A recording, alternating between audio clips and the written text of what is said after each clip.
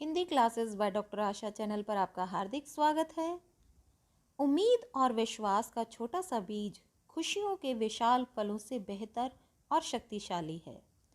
मुझे भी पूरी उम्मीद और विश्वास है कि मैं जो ये प्रयास कर रही हूँ वो आपकी परीक्षा में बेहतर परिणाम लाने के लिए सहायक सिद्ध होगा। तो एमसीक्यूज़ की इस कड़ी को आगे बढ़ाते हुए, बहुविकल्पी प्रश्नों की इस कड़ी को आगे बढ़ाते हुए हम आ गए हैं कविदेव के कवित्त और सवैये पर। प्रश्नों की शुरुआत करते हैं कविदेव से। कविदेव किस काल के कवि हैं? आदिकाल, भक्तिकाल, रीतिकाल या आधुनिक काल? इसका सही जवाब है रीतिकाल। देव के कवित्त और सवैये की भाषा क्या है? अवधी, मैथिली, ब्रज या खड़ी बोली? इसका सही उत्तर है ब्रज भाषा। श्री कृष्ण ने नुपुर कहाँ पहने हैं? पैरों में, कटी में, सांवरे अंगों पर या फिर सिर पर? तो इसका सही उत्तर होगा पैरों में, क्योंकि नुपुर का अर्थ होता है घुंघरू और पायल जो है श्री कृष्ण ने घुंघरू पैरों में बांधे हुए हैं। अगला प्रश्न, श्री कृष्ण ने किरीट कहाँ पहना है? पायनी में, माथे पर, सांवरे अंगों पर या कटी में? तो इसका सही उत्तर होगा माथे पर, क्योंकि किरीट का मतलब होता है मुकुट और मुकुट को कहाँ धारण किया जाता है? मस्तक पर, माथे पर। तो यहाँ पर हमारे दो प्रश्न हो गए बच्चों। किरीट का क्या अर्थ है? किरीट का अर्थ है मुकुट, और मुकुट कहाँ पहना जाता है? माथे पर।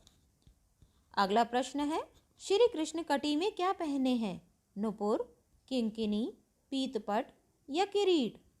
इसका सही उत्तर है किंकिनी।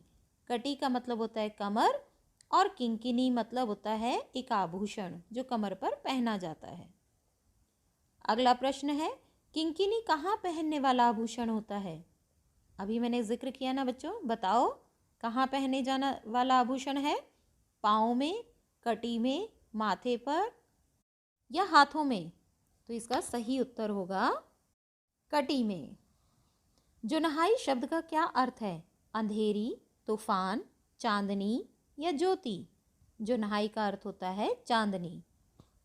अगला प्रश्न, श्री ब्रज दूल्हे देव सहाई में देव शब्द का क्या अर्थ है? देवता, भाग्य, अन्नदाता या कवि देव? तो यहाँ पर देव शब्द कवि देव के लिए प्रयोग किया गया है। पायनी नुपुर मंजू बजई सवैया में किसका वर्णन किया गया है? राधा का, कृष्ण का, यशोदा का या नंद का? तो इसमें सही उत्तर होगा कृष्ण का। आगे बढ़ते हैं अगले प्रश्न की ओर। श्री कृष्ण के सांवले शरीर पर किस रंग के वस्त्र सुशोभित हो रहे हैं? लाल, नीले, पीले या सफेद? तो श्री कृष्ण कैसे वस्त्र धारण करते हैं? पीले। श्री कृष्ण के माथे पर क्या सुशोभित हो रहा है? पगड़ी, मुकुट, टोपी या तिलक? इसका सही जवाब होगा मुकुट, क्योंकि मुकुट कहाँ पहना जाता है? मस्तक पर। कवि ने जग मंदिर सुंदर किसे कहा है? राधा, कृष्ण, नंद या यशोदा? इसका सही जवाब होगा कृष्ण, क्योंकि श्री कृष्ण को संसार रूपी मंदिर के दीपक के रूप में बताया गया है। मंद हंसी मुख चंद्र जुनहाई, यहाँ पर जुनहाई का क्या अर्थ है? जादुई हंसी, जुदाई, चांदनी या चंद्रमा? तो जुनहाई का अर्थ होता है चांदनी। कविदेव ने श्री ब्रज दूल्हे किसे कहा है? कृष्ण को, बलराम को, कंस को या सुदामा को? तो यहाँ पर ब्रज दूल्हे कौन है? श्री कृष्ण। डार द्रुम पलना कवित्त में कवि ने किस ऋतु का वर्णन किया है? ये जो कवित्त है, कवित्त छंद में जो ये काव्यांश दिया गया है, इसमें कौन सी ऋतु का वर्णन है? ग्रीष्म, शरद, वर्षा या वसंत? तो सही उत्तर होगा वसंत ऋतु का। कवि ने वसंत का किस रूप में वर्णन किया है? बालक, युवा, किशोर या फिर प्रौढ़? तो इसका सही उत्तर होगा बालक, क्योंकि वसंत को बच्चे के रूप में दर्शाया गया है। बालक वसंत किसके बने हुए वस्त्र पहने हैं?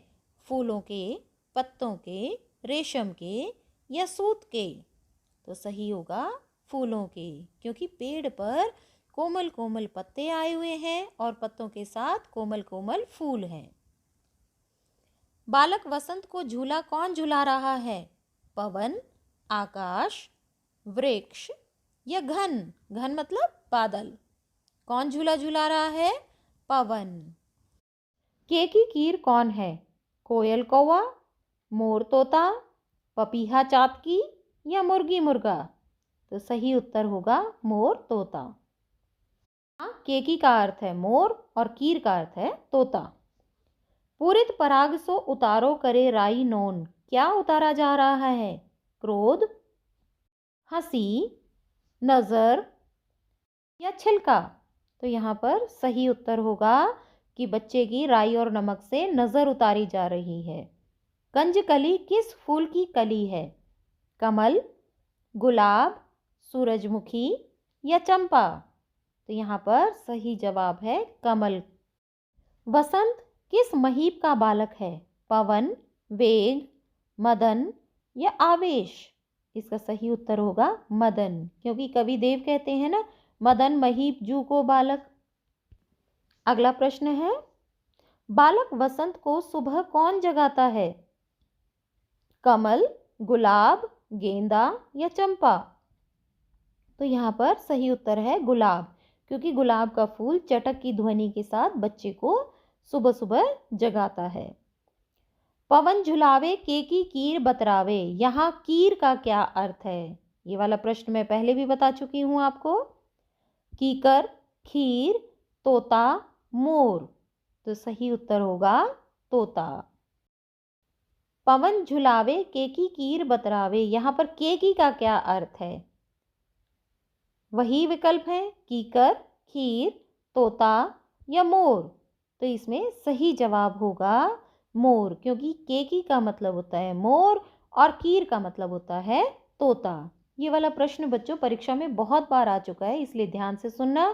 केकी का मतलब होता है मोर और कीर का अर्थ होता है तोता। मदन शब्द का क्या अर्थ है? नशा, कामदेव, अभिमान या मदिरा? इसका सही जवाब होगा कामदेव। फटिक सिलानी सो कवित्त में किसका वर्णन किया गया है? गोवर्धन का, चांदनी रात का, कृष्ण का या राधा का? तो इसका सही जवाब होगा चांदनी रात का। फटिक सिलानी सो सुधारो सुधा मंदिर, इस पंक्ति में कौन सा अलंकार है? उपमा, अनुप्रास, रूपक, उत्प्रेक्षा?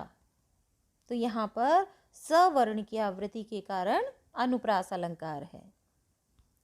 राधा की सखियां किसके जैसी हैं? फूल के जैसी, तारों के जैसी, चांद के जैसी या दूध के जैसी? तो यहाँ पर सही जवाब होगा तारों के जैसी। आंगन में किसका फेन फैला हुआ है? सागर का, दूध का, छाछ का या साबुन का? तो इसका सही जवाब होगा दूध का, क्योंकि यहाँ पर कवि भी कहते हैं ना कि दूध को सो फेन फैलो आंगन फरस बंद। तो तरफ चांदनी इस प्रकार से फैली हुई है कि आंगन पर दूध के झाग फैला दिए गए हों। बढ़ते हैं अगले प्रश्न की ओर। मकरंद शब्द का क्या अर्थ है? फूलों का रस, फलों का रस, आयुर्वेदिक रस या कंदमूल का रस? तो इसका सही जवाब होगा फूलों का रस। यहीं पर हमारे बहुविकल्पी प्रश्न समाप्त होते हैं। एक और नए अध्याय के साथ मिलते हैं अगली वीडियो में। तब तक के लिए धन्यवाद। अगर आप इस चैनल पर नए हैं तो Hindi classes by doctor Asha channel को सब्सक्राइब कीजिए, शेयर कीजिए और अगर आपको ये वीडियो अच्छी लगी हो तो लाइक करना मत भूलिए।